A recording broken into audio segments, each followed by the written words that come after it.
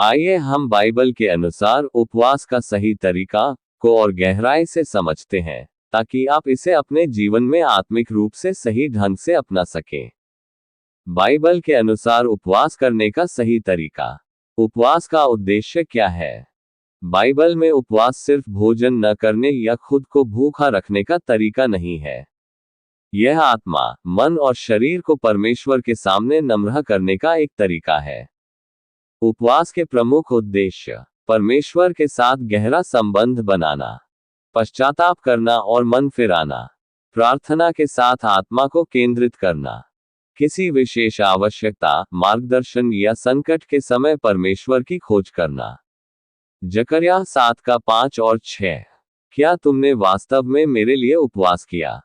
इसका मतलब है कि उपवास दिखावा नहीं होना चाहिए, बल्कि दिल से परमेश्वर के लिए होना चाहिए।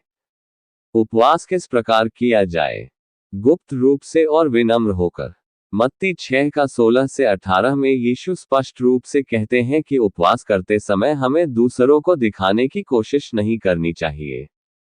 जब तुम उपवास करो तो कपटी लोगों की तरह उदास मत बनो, बल्कि अपने सिर पर तेल डाल और मुंह धो, ताकि यह तेरा उपवास मनुष्यों को नहीं, परंतु तेरे पिता को जो गुप्त में है, प्रकट हो।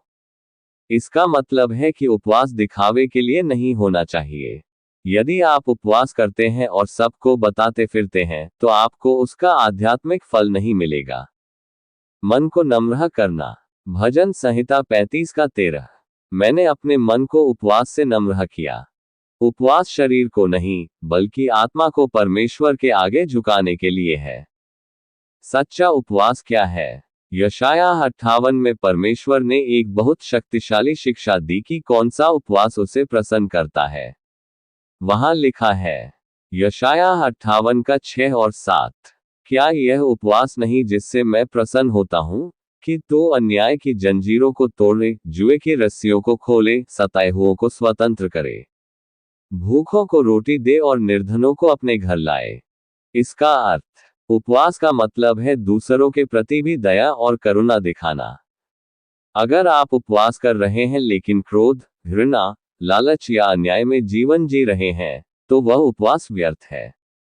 उपवास केवल खाली पेट रहने का नाम नहीं है, बल्कि भरपूर आत्मा से जीने का तरीका है। प्रार्थना और उपवास साथ साथ करें। उपवास का मकसद केवल खाना न खाना नहीं है, बल्कि प्रार्थना और परमेश्वर के साथ संवाद बढ़ाना है। लूका 2:37। वह विधवा मंदिर से न जाती थी, पर उपवास और प्रार्थना के द्वारा दिन रात सेवा करती थी। जब आप उपवास करें, तो बाइबल पढ़ें, प्रार्थना में समय बिताएं, आत्मनिरीक्षण करें, परमेश्वर से मार्गदर्शन मांगें, पश्चाताप और मन फिराव के लिए उपवास। योएल 2:12 और 13। अब भी यहोवा की यही वाणी है कि तुम मन फिराकर, उपवास करके, रोकर और विलाप करके मेरे पास लौट आओ। अपने वस्त्र नहीं, अपने मन को फाड़ो। उपवास का मुख्य उद्देश्य है अपने पापों के लिए परमेश्वर के सामने पश्चाताप करना।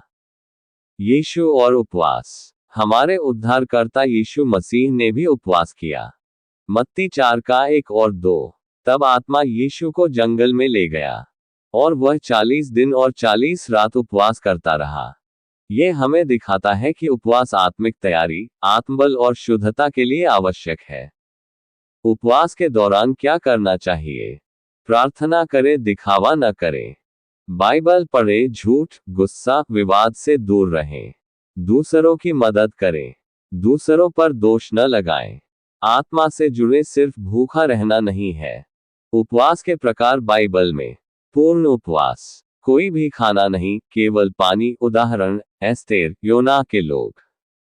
आंशिक उपवास, पार्शियल फास्ट, कुछ विशेष चीजें न खाना, जैसे दानिएल का उपवास, केवल फल सब्जियां।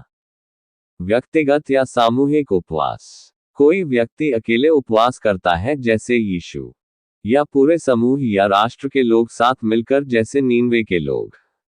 उपवास का फल क्या है? यशायाह 58:8 और 9। तब तेरा प्रकाश पौ फटने की नाई चमकेगा, और तेरा स्वास्थ्य शीघ्र उत्पन्न होगा।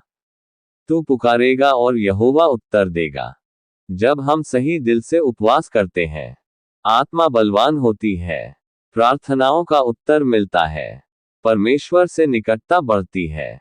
व्यवहारिक सुझाव, उपवास कैसे शुरू करें। एक दिन का उपवास चुनें, उदाहरण हर शुक्रवार या महीने में एक बार। उपवास से पहले तैयारी करें, रात को हल्का भोजन करें। पानी पीते रहें। पूरा दिन बाइबल और प्रार्थना में बिताएं। किसी जरूरतमंद की मदद करें। उपवास के अंत में धन्यवाद प्रार्थना करें। बाइबल के अनुसार उपवास आत्मिक अनुशासन है। यह आत्मा को शुद्ध करता है, मन को नम्र बनाता है और परमेश्वर से निकटता देता है। ये केवल भूखे रहने का नाम नहीं है, बल्कि अपने पूरे हृदय, आत्मा और जीवन को परमेश्वर के सामने समर्पित करने का कार्य है। इसी प्रकार और भी प्रार्थना के लिए हमारे चैनल को सब्सक्राइब करें, लाइक शेयर करें ताकि परमेश्वर का वचन हर कोई समझ पाए। इस चैनल में आपको नया नियम, पुराना नियम और प्रार्थना मिल जाएगा। प्ले लिस्ट में आप आसानी से देख सकते हैं। धन्यवाद।